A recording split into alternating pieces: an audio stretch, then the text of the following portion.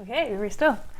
Hey guys, it's me and my husband, Brian. Hello. You've probably seen him in the other videos that we did about financial literacy. But today we're going to talk about dating. And I recently wrote a book about dating. It's called A Brutally Honest Guide on Dating for those who are trying to find love and find a life partner. And whether what you need and want is really what you deserve. But today we're going to have a little fun and we're going to talk about how we met. So here's kind of like a question and answer thing. So when did we meet on online? Yeah, when did we meet? Well, we met in the summer of 2013. That's when I guess I was using the desktop version of Plenty of Fish. Yeah. I remember it was like summer of 2013 because like Drake's that song Hold On, We're Going Home was playing on the radio all the time. Yeah, that became one of our songs. Yeah, it was our song. Okay, so so I'm just going to read a question and then we'll answer.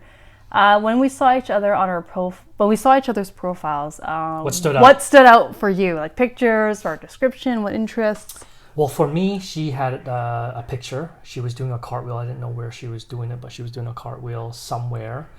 And me being a person that likes to be witty and likes to solve things, she had a little code in there that I had to include in my response in order to get a response. Yeah, no, I put at the end of my description, like, because like as a girl, when you're doing online dating, you get a lot of random dudes that message you. Like even if you put a ton of like, restrictions, there's still a lot of people that that message you. So at the end of my description, I said, well, like if you really want to like message me, you have to say O'Doyle rules, which comes from one of my favorite movies, Billy Madison, which you're not a fan of.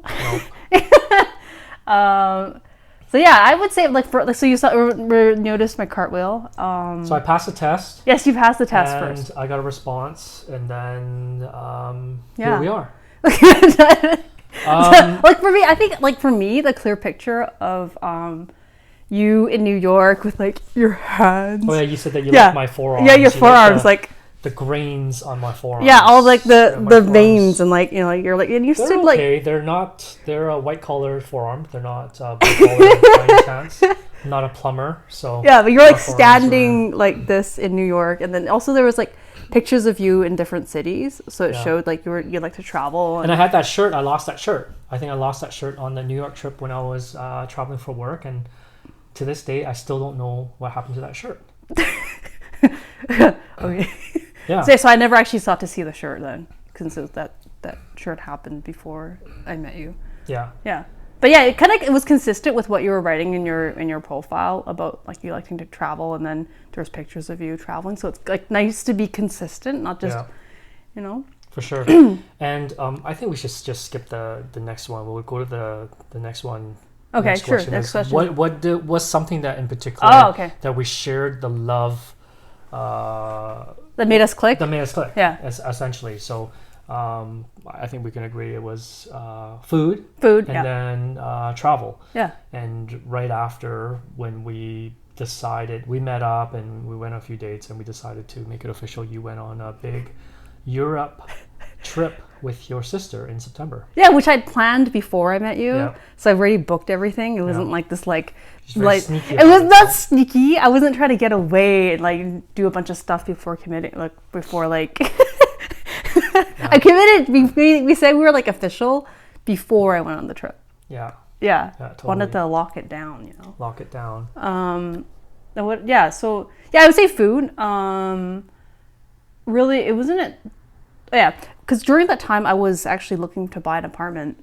And with all your experience in real estate, because what do you do for a living? I am in real estate now officially, so I help people improve their lives financially through their homes. But before that, in my days, I was a bean counter, chartered accountant by trade. But one of my side hobbies and hustles was investing in real estate. I just loved it. I loved every aspect of it, and hence why I've now converted my side gig into full-time work. So yeah, that's essentially. So I helped you. Yeah, you gave me some tips questions. and pointers of how to get my place. So then like I was like, because you were helping me out throughout the whole process, I was like, okay, well, what's your favorite dish? And then at the time, what was it? Favorite dish was, in Chinese, it's called Wadan Haiyan Chao or Wadan Ha Ho, or in English, it's rice noodles with egg swirl and shrimp, and that was my all-time favorite. My mom made it, but she didn't make it super well. We used to go to this old restaurant on Kingsway called Gammun, Golden Door, and they made the best chao ye on the planet, the best yang chao chao fan, best gong chao ho, and the best wadan haiyan chao. It's like a hole in the wall, right? It's a hole in the wall. Well, did it actually literally have a hole in the wall? No, it didn't have a hole in the wall, but it had a room in the back where, when my parents thought that I was not being a good kid, they would threaten to put me into this room that was just dark. And yes, it scared me, and I was scared. But we digressed. Yeah. So anyway, so I said that once I close on my place, I will make, because I like to cook and he likes to eat. Yeah. Well, we both like to eat, but I like to cook too, but I don't like to cook probably as much as you do. But now I'm, You're doing better. You do actually. You cooked the whole week this week, anyways. Yeah. So, I think. Yeah, so that was it. So that was like my thing. Like I said that once I close on my place, I will make this for you. Yeah, and she did. She followed through. I did follow through. Word, but no, and it was pretty good. No, and then we went to T&T, and then when we bought the shrimp, he didn't buy. He wanted, because I said like we'll go to T&T and we'll buy the ingredients, and I thought he was gonna choose like frozen shrimp, which is cheap. Because I said I would actually pay for the ingredients. Yeah. And then he went and got the live shrimp. Did we get the live shrimp? Yeah, but we didn't get too many of them. But I was like, oh my god, this guy wants to like, hey, I have to get my reward. Optimize on me paying. I like value. We all like value. That's the value that we share. Yes. Is we value value. We value value. Anyway, so next question is, what was our first date? I guess I'll start first. I don't really consider it a first date. It was pretty much a meetup after messaging. I don't like to message a lot, so we met up at JJ Bean. We went to Mount Pleasant, Main Street, and I still remember that time she came. She came in her work attire, wearing a lanyard. And she was wearing her work clothes. And she didn't know what to order. She just wanted to follow what I want to order. I can tell that she was pretty shy and socially awkward. I'm an introverted, socially awkward person. Yeah, socially awkward, very, very socially awkward. And that was it. It was. And then what's your? Let's take. Yeah, I just remember you wore like shorts and a t-shirt and runners. It was hot. And that was not a big turn on. Like it was like actually turn on. I was like, what's this guy doing in his running? I mean, his workout gear. Like, dude, it's like a Friday afternoon. Like you should be. It was hot. I think after it was like work, 30 degrees. I was like, shouldn't you at least be wearing something like at least jeans or something?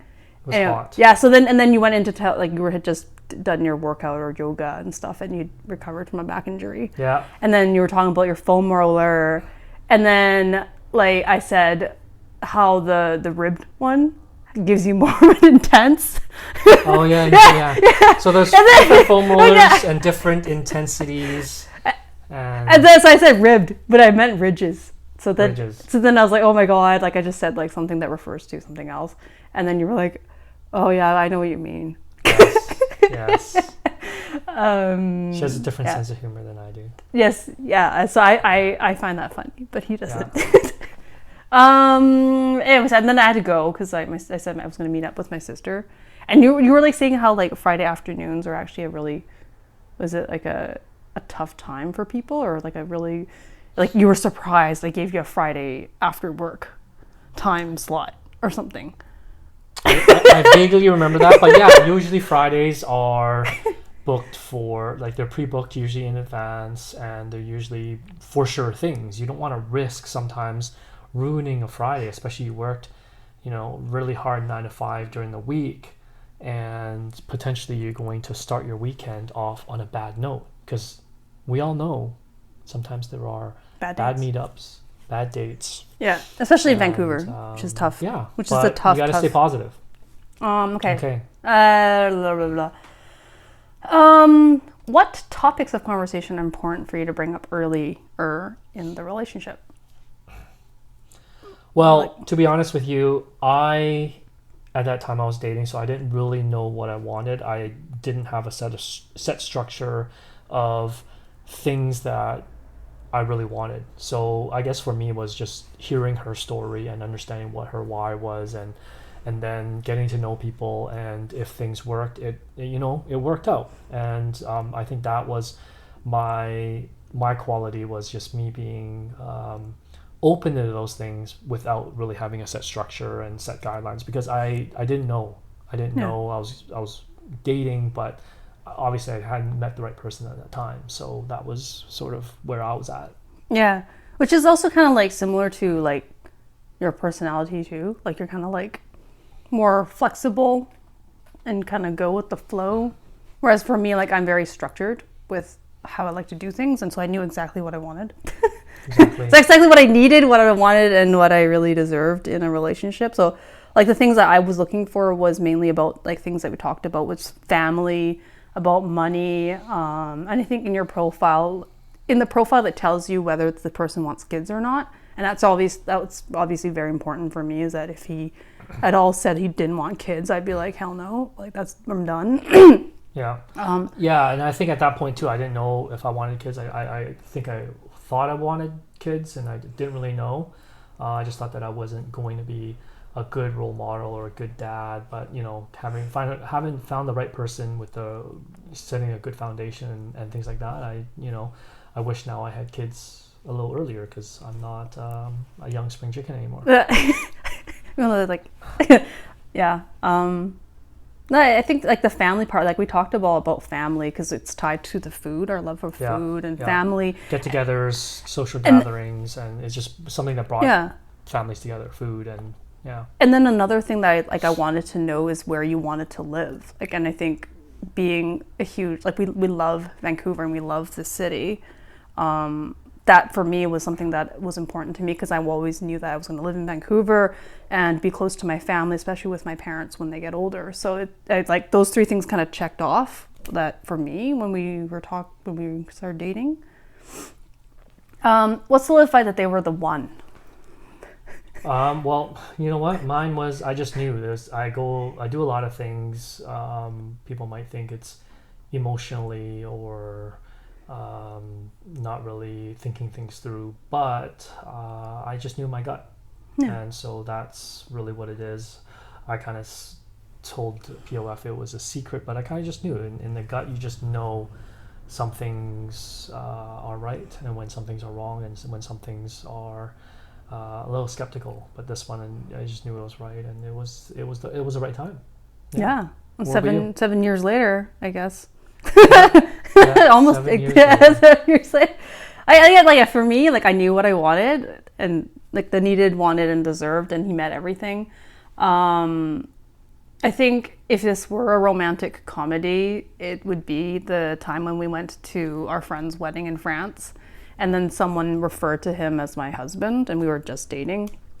And like when she said that, it didn't faze me. I didn't bat an eye. I was just like, oh yeah, like no, he's not my husband. We're not married yet. But like he didn't scare me.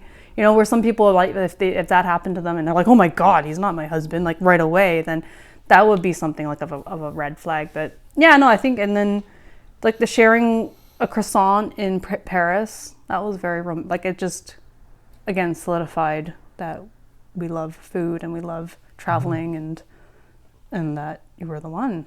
After for me, it was 8 or 9 months of dating. Yeah. Yeah. Okay. Awesome. Yeah. So what's the best piece of advice we can ask and tell people about finding their significant other online or using some sort of dating app?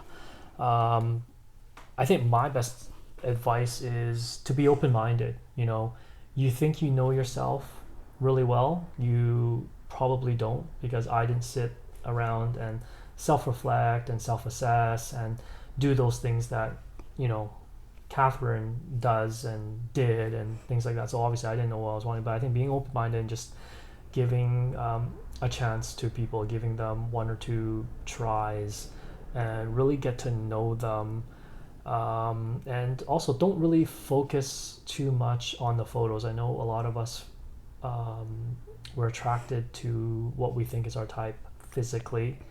But some people are a lot more photogenic than others. For example, Catherine's very photogenic. Her smile is always very consistent in all of her photos, whereas my smile is sometimes I'm a big I'm too judgmental on myself and it's my own insecurity, but I think that I'm not photogenic and I'm not as I don't give that consistent joy and smiles all the time. So I would say, I would say don't judge a book by its cover. That's what I would say in terms of advice. What about you? I think like using any sort of online dating app or website or whatever, you do get access to a lot of different people, and like that can be a good thing or also can be a bad thing. Like it's a great platform to meet a lot of people, but then with the increased number of options that you can choose from and all these people that you can meet, there's comes like a burden of choice that when you go on a date and it doesn't work out, or it does work out, there's like that tempting. It's tempting to go back on that thing to look for other people. There might be a better person. So I think it's like you have to be very specific about what you want, what you need, and what you deserve in a partner. And especially like, I don't know, like I've just heard so many things about Vancouver being a tough market to meet people and just meet people in general, not just even about dating.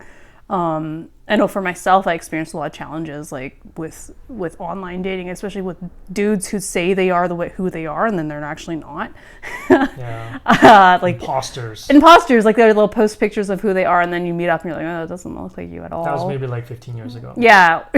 Years ago, you like, or guys who just keep texting and they just continue they just want a text buddy and they'll text you after work asking you, hey, what's up, girl? But they just won't meet up. And then it was like, okay. And then when you do ask, to perfect their game. And then it's like when you do ask to like meet up and they just like, they like chicken out and they just like, they'll just go off for a month and they'll come back and, hey, how's it? It's like, what are you doing? So that's pretty much what like I thought. I think those are some advice for anyone who's using online. But of course, there's more to it. I wrote an entire book. It's called A Brutally Honest Dating Guide. Check it out. I use those tactics to find my one and only, the father of our children, the attractive Asian man. And what I would have to say is the wants, needs, and deserves. I think that is probably the most valuable exercise, and I think that if I knew about that a little earlier, and I also spent some time alone thinking about things and thinking about my past relationships, thinking about what I wanted, and then what I ultimately needed, and then you kind of just subtract the two, and then what you deserved.